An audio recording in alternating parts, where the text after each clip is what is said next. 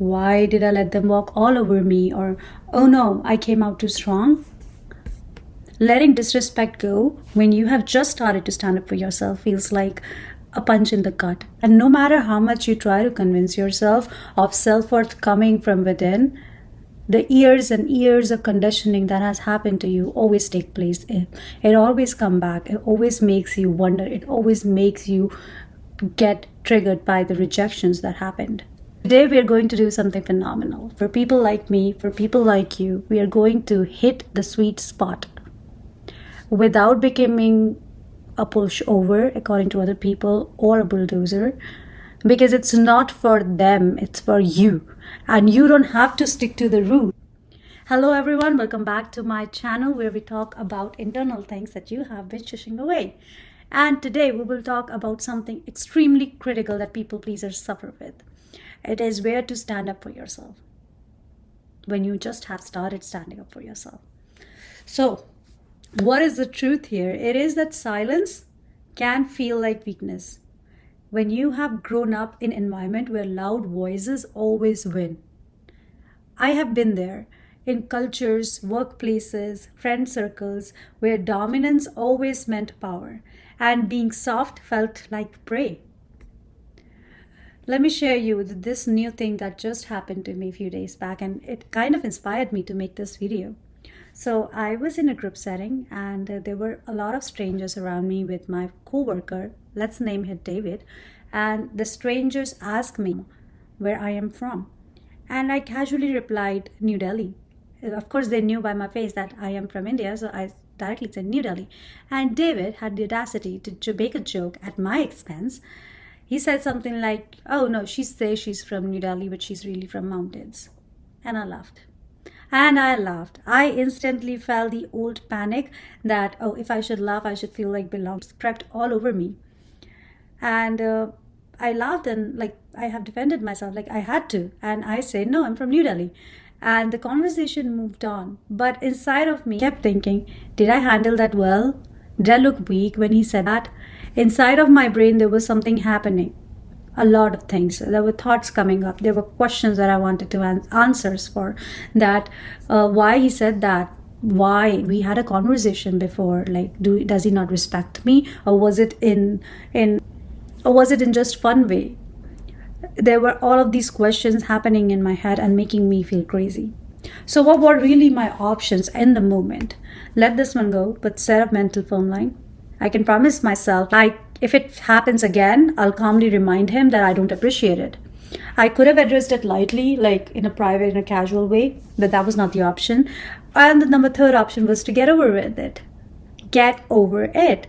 Did I do that? No. But did I dwell on it like an overthinker? Yes. Did I push myself to a point where these 10 seconds made my 1,000 minutes impossible, worthless, and droopy? Hell yes, I did that. But why did this happen? Because it is not about David anymore. David, it's how my inner system processes these small things and directly ties it to my self-worth. That's how it is related. And there is an unspoken rule that goes on in my head. If I don't stand up every time, I'm not being worthy. And my brain kind of fixates on that one part that I didn't do and discredit everything that I did do. What is this called in psychological term? It's called cognitive dissonance. I know I did okay, but I felt like I didn't. This erodes trust in myself. That means I cannot rely on me to protect me. And I overgeneralize things. How? By saying, if I let this go, if I am someone who never stand up for herself. Okay, why does it really happen? Why? For 31 years, my brain has been saying I am silent.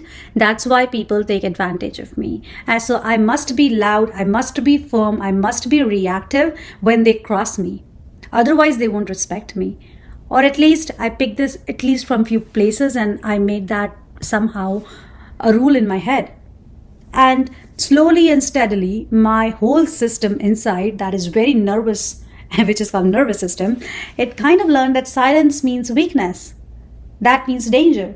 So now even when I am safe, even when I'm in very trusted environments, my brain reacts as if I am back in that old arena where silence means disrespect, means weakness, means danger.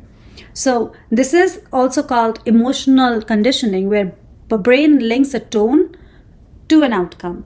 For example, the tone is soft and the outcome is being disrespected. So this has been my conditioning so far for 31 years. I thought that, okay, if I'm being soft, people will take advantage of me. Okay, there is a self-worth hook to it too. My brain is not really mad about David anymore. Like, it's not mad about the joke. It's not mad about the person or the people. My brain, my mind is attaching a story to it. Like, if I don't hit back, I look weak. If I look weak, I am unworthy. If I am unworthy, I lose my place. People won't respect me. So this is the spiral that goes in my head. This is the story that is right now happening in my head, or at least in the moment when I was feeling it. Ancient Stoics, they believe that power is not reacting, but in mastering your reaction. In simple terms, the joke is an outside event. Reacting instantly means the world controls you. But, for me, when I say explicitly me, the CEO composure approach actually never worked. If you say that, power is not in reacting, but in mastering your reaction, it does not work for me. For me, I have learned that in very status-driven environments, where always the dominance means respect, always meant it. I have been to different places where anyone who was showing dominance was respected. So those were status-driven environments, and the silence of other people invited more jabs, and the calmness was taken as weakness. So this experience, I know it's like the experience was there, so therefore the outcome that it linked to my brain. So CEO composure, where calmness is there, it actually, for me, it means weakness. It never means for me something strong. So I have to go there through a process, right? What we can do. There is a theory and there is a reality, and there is a complete gap in it with CEO composure and with actual people pleasing, where silence was not respected. There is a gap here, and we have to fill that gap. Okay, so what is the middle path? What is really the middle path? If we cannot be silent, we cannot be too aggressive, what is the middle path? It is not about reacting instantly. It's about choosing your battles. So you have to save your energy for the exact right moment. You have to be observant of others' behavior. You have to tell yourself that I don't have to prove myself, and I speak up when it actually matters. And every time you don't speak up, you keep an account of that thing, and when it actually matters, you speak up. So you don't have to go full CEO mode. You don't have to go full clap on mode. Okay, I'll show you. The sweet spot right here is control assertiveness. So what are we doing? We are not overreacting, but we are also not letting single comment pass without some kind of power signal. So with every single comment, we will show some kind of power signal, because you have to identify the environment first. If the environment is more status driven, it is more like, okay, if I speak up, I will be bold, and those people are bold and they're respected. So you know that this is not something where you can be calm and expect them to respect you. So you have to go on a little bit of clap mode on, but with control. So this is not about being loud. This thing that I'm telling you, it's about being clear and being unshakable. Why does it matter? So let's get back to my story when David did that. So David is not a street bully, okay?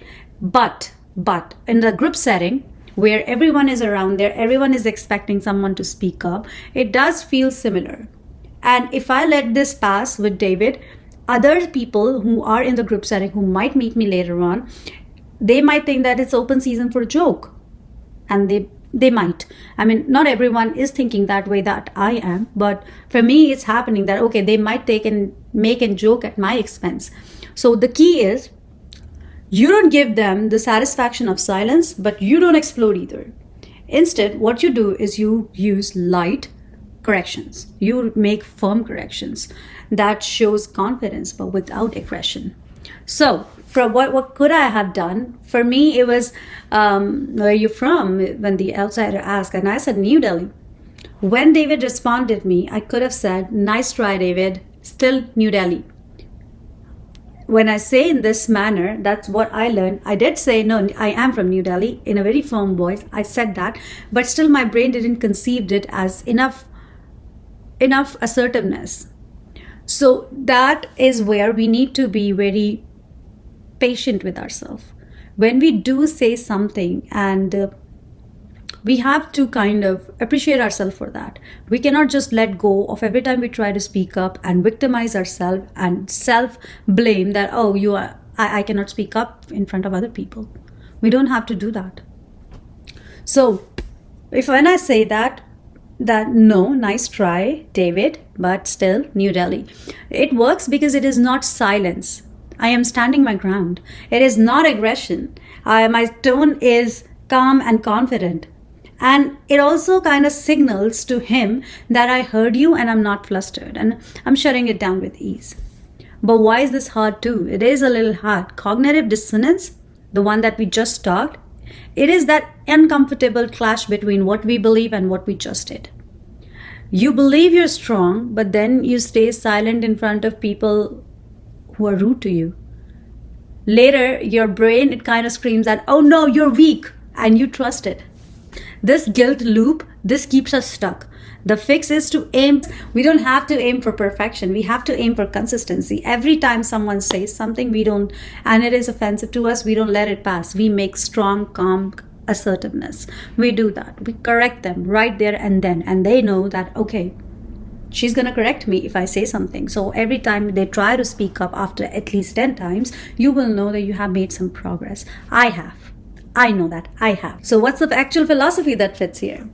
You know what? The Stoics, they were not rich CEOs. They lived in a chaotic room full of power plays. And their rule was control emotion, not action. Meaning, what does it mean? It means you do act. You don't stay silent. But you also act without the emotional leakage. That is why a calm comeback is powerful. It's a signal that you're not intimidated, but you are also not dancing for their approval.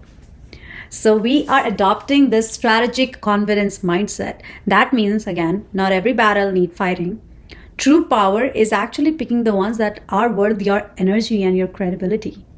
This thing, by knowing that, okay, I have to react in certain manners, you eliminate the fear of next time. You predict their behavior. You understand that they're going to say something and you're going to assert yourself over few things. You eliminate the fear of next time. When your thought goes on, oh, next time they're going to do that. Oh, next time I will speak up. The fear of next time and you forget it is constant. So this erodes that. Composure wins room. People remember calm confidence more than sharp comebacks. You don't have to shut them off. You don't have to do something, just correcting them, not calling them. We are just correcting them. That, okay, you did that wrong. That was wrong, right? Okay, so what are the long-term and short-term impacts? If you always snap back. So what is the short-term thing? Like, if you always snap back, people may think that you're defensive. They will label you. You burn your energy on every small comment. You feel exhausted, constantly proving your self-worth. And in the long term, if you always try to snap back, people actually start avoiding real conversations with you. They will start thinking that you're insecure and you stay trapped in a survival mode and you have zero inner peace. But if you learn calm confidence, the short-term discomfort is people might test you at first. More at first than they think that you're an easy target. Your brain will scream, do something when you stay calm. But the long-term impact is people will stop testing you because they see no reaction to feed on. You build inner strength. You radiate power without speaking. So if you have been stuck between being too nice or being too bossy, remember that there is a middle ground. The strategic confidence thing is not about reacting fast. It's about responding smart. Write down your personal rules, observe patterns, read the room, and use controlled assertiveness. You don't have to prove yourself at every time. Sometimes choosing silence is just as powerful as speaking. If this spoke to you, let me know in the comments what part hit home. And if you're wondering, and if you are also working on building your confidence the strategic way, well, subscribe to my channel. We are in the journey together. Thank you so much. See you next time.